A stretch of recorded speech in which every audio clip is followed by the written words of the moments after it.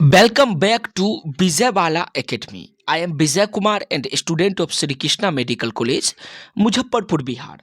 दोस्तों, human health and disease का पहला सब टॉपिक का नाम है कॉमन डिजीज इन ह्यूमन।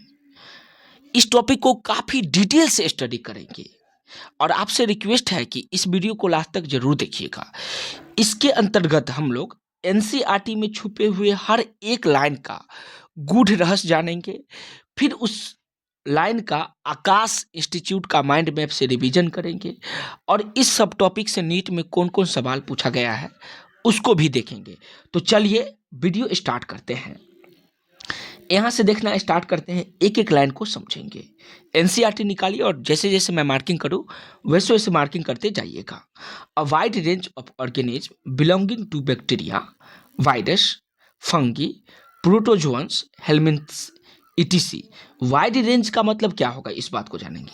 सोचिए दोस्त, जब आप एक डॉक्टर बनेंगे, मान लीजिए आप एक डॉक्टर बन गए, तो आप किस किस प्रकार के कॉमन डिजीज को ह्यूमन में देखेंगे, आपको रिलेटेड कीजिए। मान लीजिए आपके सामने एक पेशेंट है, आप अपने चेयर पे बैठे हुए हैं और आपसे दिखवाने के लिए एक पेशेंट आया, तो उसका जो कॉमन डिजीज है उसको आप समझा रहे हैं कि कौन कौन कॉमन डिजीज होगा। तो उसको बताए कि वाइड रेंज ऑफ ऑर्गेनिज्म, बड़े पैमाना पे ऑर्गेनिज्म है जो किसके अंतर्गत बिलोंग करेगी, तो बैक्टीरिया होगा, वायरस होगी, फंगी होगी, प्रोटोजोअन्स होगा एंड हेलमिन्थस होगी। यही सब के कारण ह्यूमन में डिजीज होती है। डिजीज का मुख्य कारण पूछा जाएगा तो क्या बताइएगा, bacteria, virus, fungi, protozoans and helminths. ये आप एक पेशेंट को बता रहे हैं, कोरिलेटेड करके पढ़िएगा तो जल्दी याद होगा। Could cause disease in man, ये सब जो है मैन में डिजीज को काउज करती है। मैन में डिजीज को काउज करने वाले काउजेटिव एजेंट पूछा जाएगा तो क्या बताइएगा, बैक्टीरिया होगा, वायरस होगी, फंगी होगी, प्रोटोजोअन्स होगा एंड हेलमिन्थस होगी। Such disease causing organism are called pathogen. इस प्रकार के डिजीज काउजिंग ऑर्गेनिज्म को हम लोग क्या कहेंगे दोस्तों, पैथोजेन कहेंगे। सवाल पूछा जाएगा पैथोजन किसको कहेंगे, तो डिजीज काउजिंग ऑर्गेनिज्म को हम लोग पैथोजन कहेंगे। Most parasite are there for pathogen as they cause harm to the host by living और इन मतलब अंदर और ऑन मतलब ऊपर देम। देखिए ज़्यादातर पैरासाइट जो होगा वो पैथोजन के फॉर्मेट में हमारे बॉडी को हार्म पहुंचाएगी, हमारे बॉडी को हार्म पहुंचाएगी। वो हमारे बॉडी के कहाँ कहाँ हो सकता है, तो हमारे बॉडी के अंदर भी हो सकता है। मतलब आप पेशेंट को बता रहे हैं कि ज़्यादातर मोस्ट ऑफ पैरासाइट जो होगा वो पैथोजन के फॉर्मेट में आकर के हमारे बॉडी को हार्म करेगी, मतलब हानि पहुंचाएगा। हमारा बॉडी मान लीजिए उसका होस्ट हो जाएगा। लिविंग जितने भी चीज़ हैं उसके या तो अंदर, मान लीजिए ह्यूमन के अंदर और ह्यूमन के बाहर भी ये पैथोजन प्रेजेंट होती है। और पैथोजन में कौन कौन आएगा, तो बैक्टीरिया हो सकती है, वायरस होगा, फंगी होगी, प्रोटोजोअन्स होगा एंड हेलमिन्थस होगी। और हेलमिन्थस जोंक जो होता है, आप इसके बारे में पढ़े होंगे एनिमल किंगडम में, 11th के चैप्टर एनिमल किंगडम में पढ़े होंगे। तो जोंक जो होता है हमारे शरीर के अंदर फैल जाती है, पनप जाती है, जन्म लेता है। This pathogen can enter our body by various means. ये जो पैथोजन है हमारे बॉडी में इंटर करेगी डिफरेंट मीडियम के थ्रू, डिफरेंट मीन्स में डिफरेंट माध्यम से हमारे बॉडी में इंटर कर जाएगा। Multiply and interfere with normal vital activity, और ये मल्टीप्लाई करेगी और नॉर्मल वाइटल एक्टिविटी को ये इंटरफियर करेगी, resulting in morphological and functional damage. और इसका रिजल्ट क्या होगा, तो मार्फोलॉजिकली और फंक्शनली क्या होगा, डैमेज होगा। मार्फोलॉजी का मतलब उसका बाहरी स्ट्रक्चर जो होगा वो उसको डैमेज करेगी, और फंक्शन उसके फंक्शन को भी गड़बड़ा देगा। आप सोच करके देखिए, अगर आपके पेट में जोक हो जाए, बचपन में कभी न कभी जरूर हुआ होगा, तो क्या आप नॉर्मल एक्टिविटी दिखाते हैं, नहीं। क्या वो आपके शरीर का जो ऑर्गेन्स है उसके मार्फोलॉजी को डैमेज करती है कि नहीं, तो वो बिल्कुल डैमेज करेगी। अगर कोई बैक्टीरिया से रिलेटेड, कोई वायरस से रिलेटेड, कोई फंगी से रिलेटेड फंगी से रिलेटेड, पैथोजेन से रिलेटेड और हेलमिंथस से रिलेटेड, मतलब किसी भी प्रकार के डिजीज काउजेटिंग एजेंट से रिलेटेड बीमारी होगा तो वो मार्फोलॉजी और फंक्शन को डैमेज करेगी और ये पैथोजेन होगा। तो उम्मीद करती है यहाँ तक का लाइन समझ में आ गया होगा। Pathogen have to adopt to life within environment of host. Host के इन्वायरमेंट में, मतलब होस्ट सेल जो होता है, जैसे मान लीजिए ह्यूमन होस्ट सेल हुआ, तो उसके इन्वायरमेंट में जा करके और एडेप्ट हो जाती है। आप भी सोच करके देखिए, एडेप्टेशन का गुण तो हमारे एवरीडे लाइफ में हमेशा देखते होंगे। आप जब भी कहीं नया जगह जाते हैं तो उस इन्वायरमेंट से एडेप्ट नहीं करते हैं, उस इन्वायरमेंट में घुल नहीं जाते हैं तुरंत, तो मन नहीं लगता है, दिल नहीं लगता, मन करता है उसको छोड़ करके भाग जाए। जैसे नीट का जब प्रिपरेशन कर रहे होंगे, जो हिंदी मीडियम का स्टूडेंट होंगे, सोच करके देखिए आपको कितना प्रॉब्लम होता होगा, लेकिन जैसे आप इंग्लिश में एडप्ट कर गए तो आपको अब मज़ा आने लगा होगा। तो ठीक वैसे ही जब पैथोजेन हमारे शरीर के अंदर जाती है तो होस्ट ऑर्गेनिज्म जो होता है, होस्ट जो होती है, उसके बॉडी के इन्वायरमेंट में क्या कर जाती है, वो एडेप्ट कर जाती है, बॉडी के इन्वायरमेंट में एडेप्ट कर जाएगी। फॉर एग्जाम्पल, इसका एक एग्जाम्पल एनसीईआरटी खुद बताती है, the pathogen that enter the gut must know a way of surviving in stomach at low pH and resistant the various digestive enzyme. देखिए इसका एग्जाम्पल है, जब पैथोजेन हमारे बॉडी में क्या करती है, गट के थ्रू इंटर करती है, इंटर कर जाएगी गट के थ्रू, और उस हमारे स्टोमेज का जो pH होती है लो pH, और उसके लिए जो रेसिस्टेंट होता है, वेरियस डाइजेस्टिव एंजाइम से रेसिस्टेंस प्राप्त कर लेती है, मतलब अपने बॉडी में कुछ इस तरह से परिवर्तन करती है कि गट के थ्रू जब हमारा बॉडी में जाएगा, देखिए पैथोजेन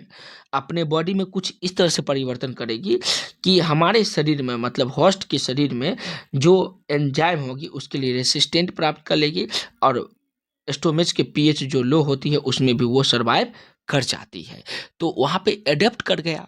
जैसे आप पटना, कोटा, दिल्ली, मुंबई, मतलब अपने घर से छोड़ करके बाहर कहीं भी स्टडी करने के लिए गए तो शुरू में एडेप्ट नहीं किए होंगे, वहाँ के इन्वायरमेंट में एडेप्ट नहीं किए होंगे, लेकिन धीरे धीरे धीरे धीरे धीरे धीरे उस माहौल में आप ढल गए होंगे, तो आज वहाँ मज़ा आता होगा। आप जब मेडिकल कॉलेज में जाएंगे तो शुरू में प्रॉब्लम होगा, लेकिन जैसे वहाँ 3-4 महीना, 5 महीना, 1 साल रह जाएंगे तो वहाँ आपको मन लग जाएगा, घर आइएगा तो घर पे मन कम लगेगा।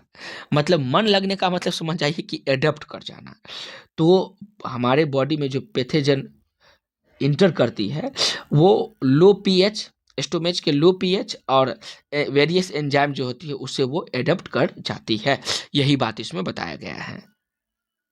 आगे का इंपोर्टेंट लाइन देखिए, यहाँ से देखेंगे ये पॉइंट से, A few representative member from different group of pathogenic organisms are discussed here along with the disease and caused by them। बहुत मोस्ट इम्पोर्टेंट है। कुछ फ्यू रिप्रेजेंटेटिव मेंबर जो होगा पैथोजेन का member, different group of pathogen और pathogenic organism के different group का discussion करेंगे किसके साथ, तो उस पैथोजेन के कारण कौन डिजीज होगा और उसका काउजेटिव एजेंट क्या है, उसके बारे में हम लोग इस चैप्टर में स्टडी करेंगे। Preventive and control measure against this disease in general, उसका प्रिवेंट देखेंगे, प्रिवेंट कैसे करते हैं वो, और कंट्रोल भी देखेंगे, उस डिजीज का कैसे प्रिवेंट करेंगे, कैसे उसको कंट्रोल करेंगे, उसके बारे में भी जनरली हम लोग इसमें चैप्टर में देखेंगे। आर ऑल्सो ब्रीफली डिस्क्राइब, जिसके बारे में ब्रीफली, बड़े पैमाने पर, बृहत रूप से, डिटेल से यहाँ पे डिस्क्राइब किया गया है, तो उसके बारे में हम लोग देखेंगे। तो सबसे पहले देखिए यहाँ से मोस्ट इम्पोर्टेंट है, और इस लाइन से नीट में 4 बार सवाल पूछा गया है। तो सोचिए कितना इम्पोर्टेंट लाइन है कि इस एक लाइन से जो यहाँ पे मार्किंग किया गया है उससे नीट में 4 बार क्वेश्चन, 2001 में, 2019, 1998 और 2020 ईस्वी में, मतलब 4 बार क्वेश्चन पूछा गया है। तो देखिएगा, Salmonella typhi is a pathogenic bacterium which cause typhoid fever in human beings. मतलब साल्मोनेला टाइफी जो होगा एक पैथोजेनिक बैक्टीरिया, मतलब ये एक बैक्टीरिया है, लेकिन कैसा है, पैथोजेनिक है। क्यों पैथोजेनिक है, क्यों इसको पैथोजेनिक बोले, क्योंकि ये डिजीज काउज करती है, डिजीज काउज करेगी, इसीलिए इसको पैथोजेनिक बैक्टीरिया भी कहा गया है। जो क्या करती है, तो टाइफाइड नामक डिजीज, किसमें, तो ह्यूमन बीइंग्स में, मतलब टाइफाइड किसके कारण होगी, तो salmonella typhoid typhi salmonella typhi जो पैथोजेनिक बैक्टीरिया है उसके कारण टाइफाइड नामक बीमारी ह्यूमन में होती है। और इस लाइन से 4 बार सवाल पूछा गया है। This pathogen generally enter the small intestines, ये जो पैथोजन है हमारे बॉडी में जनरली किसके थ्रू इंटर करेगी, मैं आपसे पूछ रहा हूँ, तो स्मॉल इंटेस्टाइन्स में इंटर करेगी थ्रू फूड, फूड के थ्रू स्मॉल इंटेस्टाइन्स में जाएगी, एंड वाटर कंटामिनेटेड, और कंटामिनेटेड वाटर के थ्रू, मतलब जब हम लोग खाना खाते हैं और जब दूषित पानी पिएंगे तो उसके थ्रू ये जो बैक्टीरिया है साल्मोनेला टाइफी, ये हमारे बॉडी में इंटर कर जाएगी, जनरली स्मॉल इंटेस्टाइन्स में इंटर करेगी, with them and migrate to other organs through blood, मतलब इसके थ्रू पानी के कंटामिनेटेड वाटर के थ्रू और फूड के थ्रू हमारे बॉडी में इंटर कर जाएगी, और ये माइग्रेट करेगा, मतलब एक जगह से दूसरी जगह। मान लीजिए कोई पॉइंट ए है, मान लीजिए कोई पॉइंट ए है, मतलब हमारे बॉडी का, और पॉइंट बी है, तो यहाँ से यहाँ तक किसके थ्रू जाएगी ये, तो ब्लड के थ्रू, किसके थ्रू दोस्त, ब्लड के थ्रू ये एक जगह से दूसरी जगह जाएगी, ये बात बताया गया है। तो उम्मीद करते हैं ये समझ में आ गया होगा, बहुत इंपॉर्टेंट है, इसको याद रखिएगा। सस्टेन हाई फीवर 39 डिग्री से 40 डिग्री सेल्सियस, इसमें क्या होगा, तो हाई फीवर आएगी। फीवर कैसा होगा, हाई फीवर होगी। बॉडी का टेम्परेचर कितना हो जाएगा, मैं आपसे पूछ रहा हूँ, तो क्या बताइएगा, 39 से 40 डिग्री सेल्सियस बॉडी का टेम्परेचर हो जाएगा। इसमें वीकनेस होगी,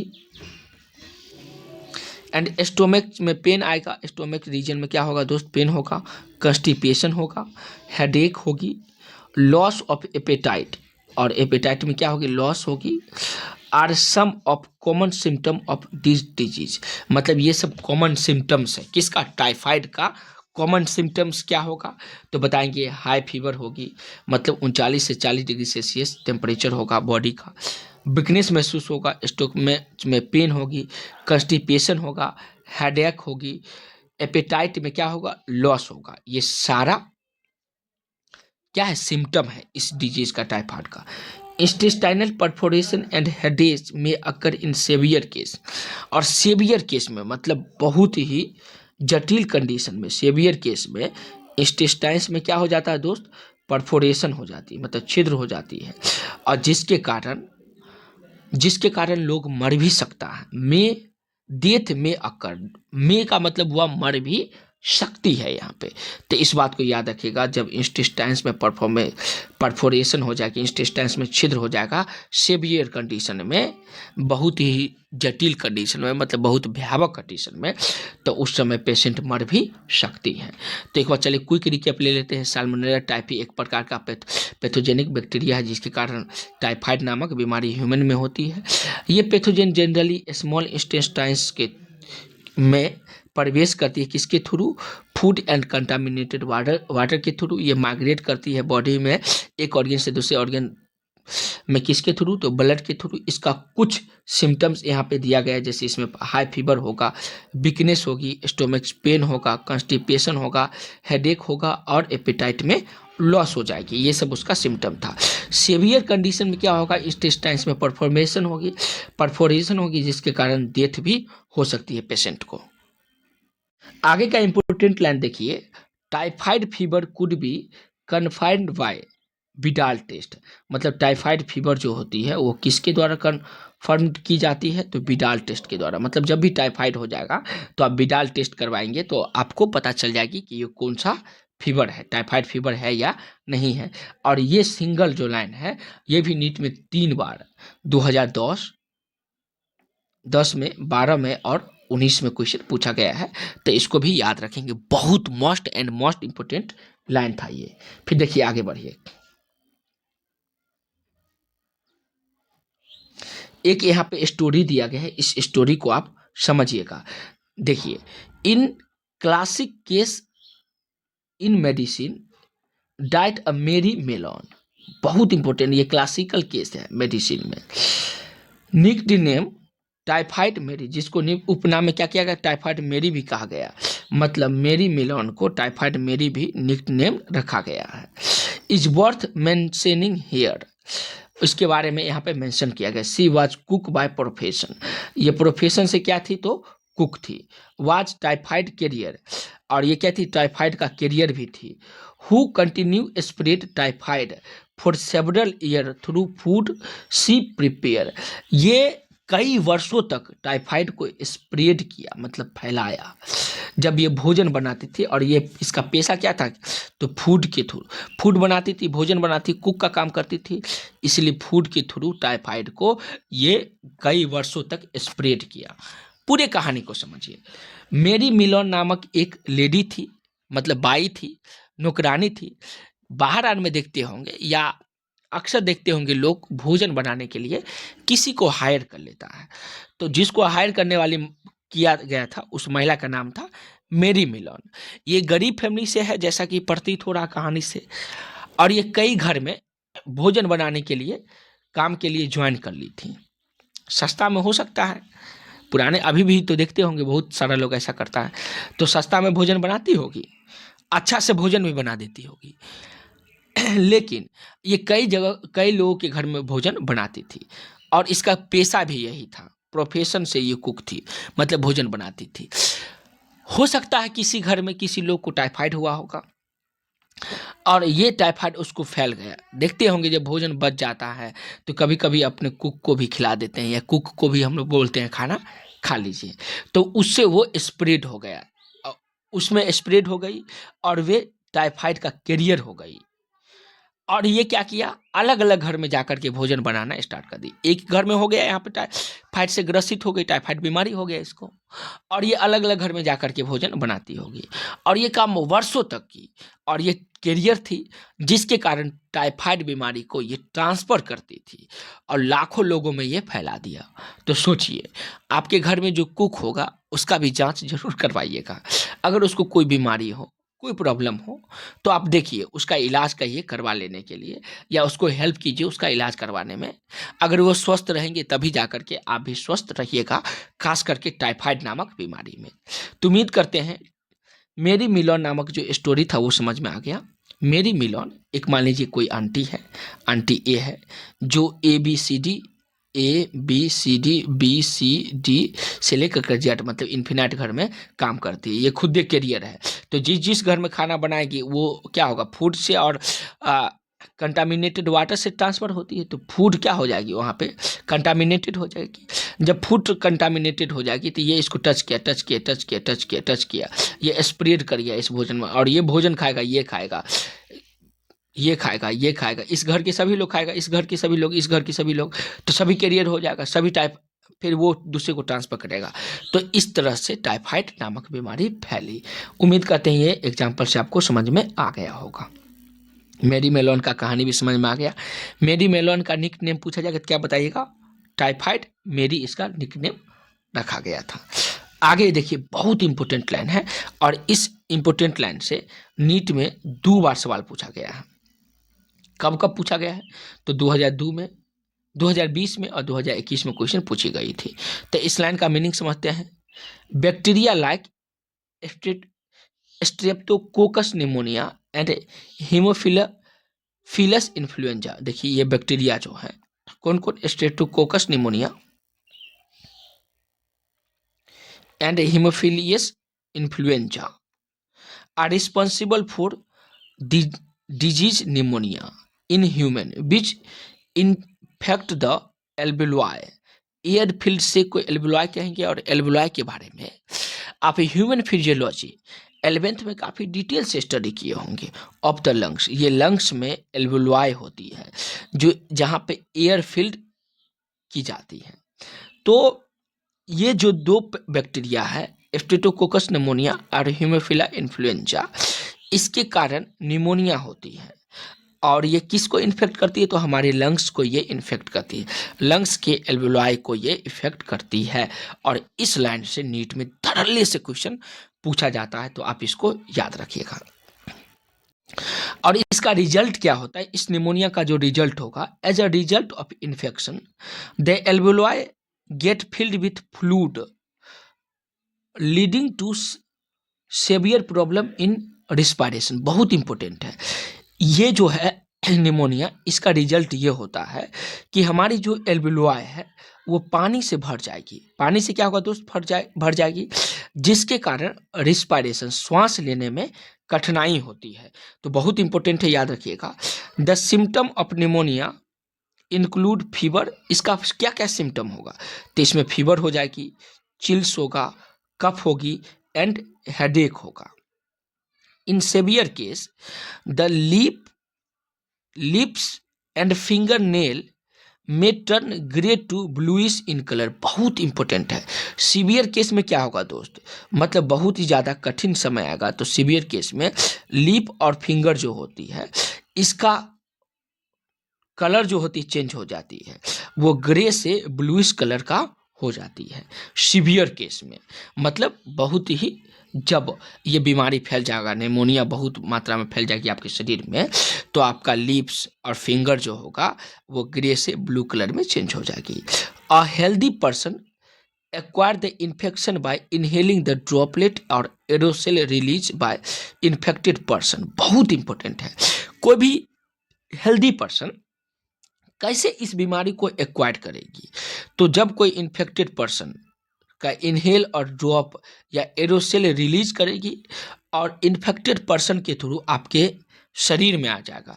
अगर आप ग्लास को शेयर करेंगे और utensil with an infected person, glass को शेयर करेंगे और उसके साथ रहेंगे, तो ये बीमारी, इन्फेक्टेड पर्सन का बीमारी आपके शरीर में भी आ जाएगा।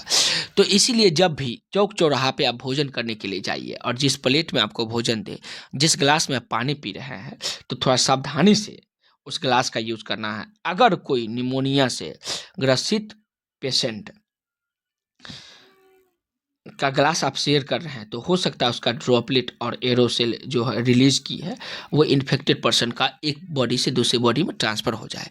इसका दूसरा एग्जांपल ऐसे भी समझिए, आप ट्रेन में जनरल बॉगी में बैठे हुए हैं, खड़ा है, बहुत भीड़ रहती है तो खड़ा भी होना पड़ता है। उस क्राउडनेस में अगर कोई आपके जस्ट बगल का लोग निमोनिया से ग्रसित है, मतलब उसको निमोनिया बीमारी है, और अगर वो छींक दिया और उसका ड्रॉपलेट या एरोसेल आपके नाक में, मुंह में, हाथ में आ जाए और उसको नाक से संपर्क किए, तो वो आपके बॉडी में पहुंच जाएगा और आप भी इस बीमारी से ग्रसित हो जाएंगे। तो इसीलिए ये बीमारी बहुत भयावह है, स्प्रेड करती है। अगर सोचिए, जिस स्टडी टेबल पे आप बैठ करके आप क्लासरूम में जाते होंगे पढ़ने के लिए, अगर कोई बंदा, कोई लोग निमोनिया से ग्रसित है और वो छींक दिया और उसका ड्रॉपलेट वो टेबल पे है और उसके जस्ट बाद आप वहाँ पे जाके बैठ गए, हाथ वहाँ पे दे दिए, आपको तो पता नहीं है, हाथ वहाँ पे दे दिए, तो वो ड्रॉपलेट जो है स्ट्रेप्टोकोकस निमोनिया या हीमोफिलस इन्फ्लुएंजा आपके बॉडी में प्रवेश कर जाएगी और आप भी निमोनिया से ग्रसित हो जाएंगे।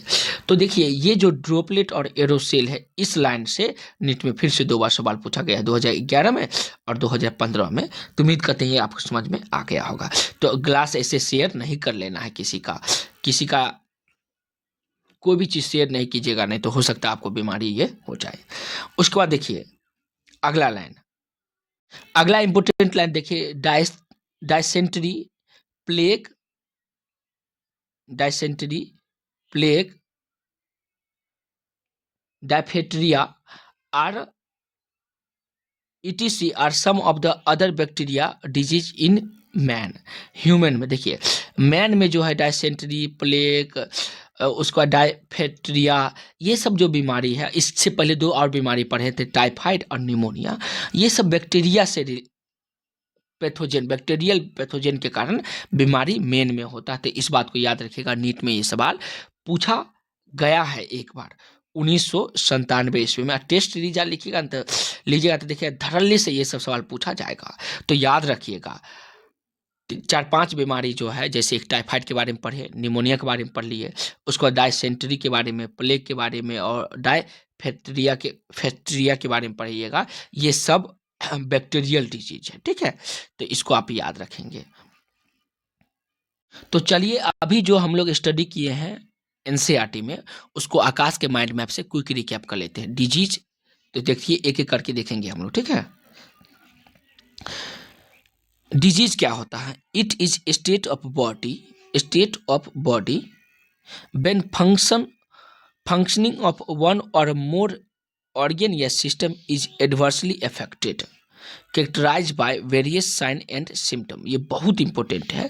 ये बॉडी का एक स्टेट है या फंक्शनिंग है जो हमारे बॉडी के एक से अधिक ऑर्गन या ऑर्गन सिस्टम को ये क्या करती है, उसके बॉडी के फंक्शन को अफेक्ट करती है, एडवर्सली अफेक्ट करती है। क्या कहलाती है? डिजीज कहलाती है। उदाहरण के तौर पे देखिए, अगर आपको कोई भी बीमारी हो जाए, मान लीजिए आपको निमोनिया हो जाए, सर्दी जुकाम हो जाए, नॉर्मल सा सर्दी जुकाम हो गया, तो देखिएगा कितना आप छींकिएगा, बुखार आ जाएगा, बॉडी पेन करने लगेगा, बॉडी का हर एक ऑर्गन पेन करने लगेगा। अभी ये तो हम लोग उसका सिम्टम देखे थे।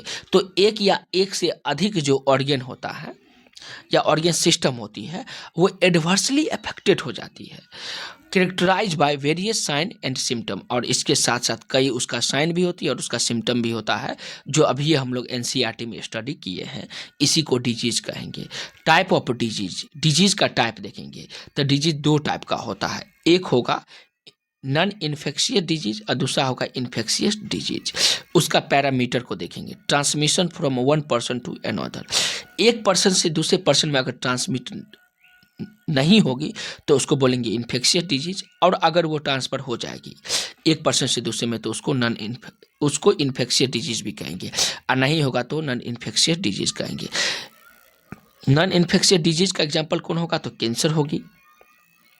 और इन्फेक्शियस डिजीज का एग्जांपल कौन होगा दोस्तों? एड्स होगा। समझ में आ गया? आगे देखिए, पैथोजेन और डिजीज काउजिंग ऑर्गेनिज्म। पैथोजेन किसको कहेंगे? अभी एनसीईआरटी में पढ़े हैं। तो डिजीज जिसके कारण होगा उस डिजीज काउजेटिव एजेंट को, ऑर्गेनिज्म को हम लोग क्या कहेंगे? पैथोजेन कहेंगे। अगला इंपॉर्टेंट लाइन देखिएगा, मोस्ट पैरासाइट आर पैथोजेन। ज्यादातर पैरासाइट क्या होता है दोस्त? तो पैथोजेन ही होगा। ज्यादातर पैरासाइट क्या होगा दोस्त? पैथोजेन होगी। ये बात अभी हम लोग एनसीईआरटी में पढ़े ही हैं। लिविंग इन और ऑन, अर्थात लिविंग में इसके अंदर भी हो सकती है पैथोजन और इसके बाहर भी हो सकती है। The host multiply and interfere with normal vital activity, और ये होस्ट के शरीर में जाकर के मल्टीप्लाई करेगी, मतलब पहले एक की संख्या में जाएगी और ये मल्टीप्लाई करके लाखों करोड़ की संख्या में हो जाएगी, और नॉर्मल वाइटल एक्टिविटी को क्या करती है दोस्तों? ये अफेक्ट करती है। Result in morphological and functional damage, जिसके कारण मार्फोलॉजिकली और फंक्शनली ये क्या होता है दोस्तों? डैमेज कर जाती है। मार्फोलॉजिकली और फंक्शनली ये उसको डैमेज करती है, होस्ट ऑर्गेनिज्म के सेल को। ठीक है। Gut pathogen can survive harsh pH. Gut का जो पैथोजन होगा वो हार्श पीएच में भी सर्वाइव करेगी और डाइजेस्टिव एंजाइम में भी। ये दोनों कंडीशन में, हार्श पीएच में एंड डाइजेस्टिव एंजाइम, ये दोनों कंडीशन में सर्वाइव कर जाएगी, जिसके कारण वो जीवित रहेगा। और अगर वो जीवित रहेगी तो हमारे शरीर को क्या होगा? डैमेज भी पहुंचा सकती है। तो उम्मीद करते हैं डिजीज समझ में आ गया। अगला सब टॉपिक देखिए, classification of disease on basis of transmission. Transmission के बेसिस पे हम लोग डिजीज को क्लासिफाई करेंगे। तो कुछ बैक्टीरियल डिजीज होगा, बैक्टीरियल डिजीज के बारे में अभी पढ़े हैं, फिर वायरल डिजीज के बारे में पढ़ेंगे, प्रोटोजोअन डिजीज के बारे में पढ़ेंगे और हेलमिंथस डिजीज के बारे में पढ़ेंगे। यहाँ पे कंपैरेटिवली एनालिसिस किया गया है, अंतर दिया गया है। तो देखिएगा, बैक्टीरियल डिजीज अभी पढ़े तो पहले हम लोग देखेंगे ड्रॉपलेट एयर, जिसको ड्रॉपलेट और एरोसेल और ऑब्जेक्ट बॉर्न जैसे पेन और नोव से जो ट्रांसमिटेड होती है बैक्टीरियल डिजीज, तो निमोनिया एंड डिप्थेरिया होगा। ठीक है। डायरेक्ट कांटेक्ट में आएगी तो टिटनस होगा इसके कारण, और कंटामिनेटेड फूड एंड वाटर से टाइफाइड एंड डाइसेंट्री होगा। ठीक है। और इंसेक्ट या वेक्टर बॉर्न के कारण होगा प्लेग होगा, और बॉडी फ्लूइड में कौन होगा? तो सिफिलिस होगी। तो ये सब बैक्टीरियल डिजीज का एग्जाम्पल यहाँ पे दिया गया है। चलिए, तो डियर स्टूडेंट, अभी तक जो भी पढ़े हैं उसमें देखते हैं कि आपको कितना याद है कितना नहीं। क्वेश्चन बना के देखते हैं। आप क्या कीजिएगा, मैं क्वेश्चन पढ़ूंगा और 1 सेकेंड का टाइम लेकर के आप अपने नोटबुक में लिखिएगा उसका आंसर, और जो भी होगा मैं उसका आंसर बताऊंगा, तो आप मिला करके देखिएगा कितना सही हो रहा है और कितना गलत। तो चलिए पहला क्वेश्चन देखिए, फादर ऑफ मेडिसिन, मेडिसिन का फादर किसे कहा जाता है? इतना ही में आप रोकिए वीडियो को और आंसर लिखिए। तो उसका आंसर होगा हिप्पोक्रेट। मेडिसिन के फादर कौन है? हिप्पोक्रेट है। क्वेश्चन नंबर दूसरा देखिए, health was consider as a state where there is a balance of certain क्या? तो इसका आंसर बताइएगा। उम्मीद करते हैं आप लिख लिए होंगे। इसका करेक्ट आंसर होगा ह्यूमर्स। सर्टेन ह्यूमर्स को ये बैलेंस करके रखती है। क्वेश्चन नंबर तीसरा देखिएगा, दिस वाज असर्टेड बाय डाइस एज वेल एज डाइस, ये किस किस को असर्ट करेगी? इतना ही में आपको आंसर भी बताना है। तो ये असर्ट करेगी Greek like Hippocrates and Indian Ayurveda system को ये असर्ट करके रखती है, और एनसीईआरटी में पढ़े भी होंगे।